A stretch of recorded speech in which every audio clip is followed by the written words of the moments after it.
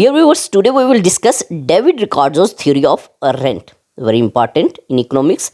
David Ricardo's theory of rent in economics refers to his explanation of the concept of rent and how it relates to land ownership and use. According to Ricardo, rent is the difference between the price a farmer could receive for the crops grown on a particular piece of land and the price they would receive for growing crops on the least productive land in the same area. This difference is due to the varying quality of land, with the best land producing more crops and generating more revenue. Ricardo argued that land ownership was the source of income for landlords who received rent from tenants for the use of their land. The price of land would rise as the demand for it increased, and landlords would reap the benefits of this increase